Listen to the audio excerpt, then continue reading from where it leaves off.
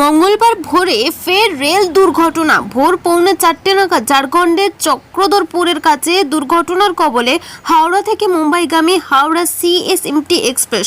প্রাথমিকভাবে খবর, দুর্ঘটনার জেরে বেলাইন হয়ে গিয়েছে ট্রেনের অন্তত 18টি কামরা। ইতিমধ্যেই একজনের মৃত্যু হয়েছে দুর্ঘটনায়। আহত হয়েছেন কমপক্ষে 60 জন যাত্রী।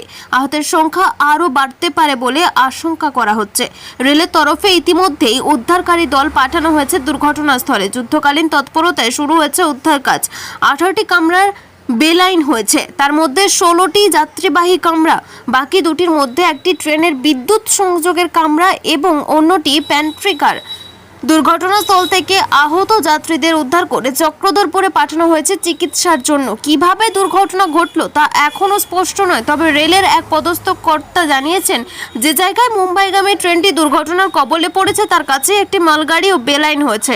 তবে এই দুটি দুর্ঘটনার সঙ্গে কোনো যোগ রয়েছে কিনা তা এখনও জানা যায়নি। কেন দুর্ঘটনা তা খতিয়ে দেখছে, অনুসন্ধান শুরু করছে রেল।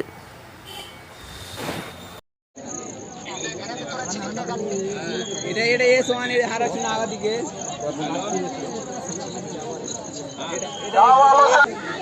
এমনি নরমাল কল মানে ভিডিও কল করতা নরমাল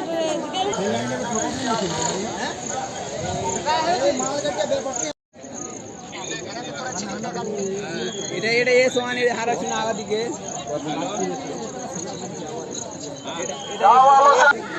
এমনি নরমাল কল মানে ভিডিও কল করতা নরমাল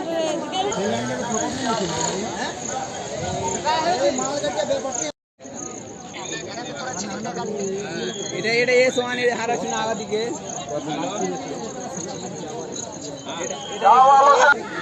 এমনি নরমাল কল মানে ভিডিও কল করতা নরমাল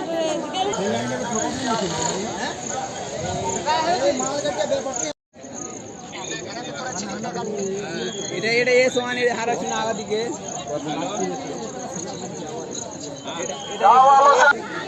এমনি নরমাল কল মানে ভিডিও কল করতা নরমাল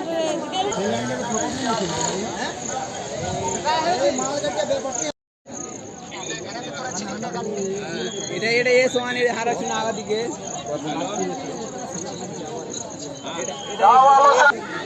এমনি নরমাল কল মানে ভিডিও কল করতা নরমাল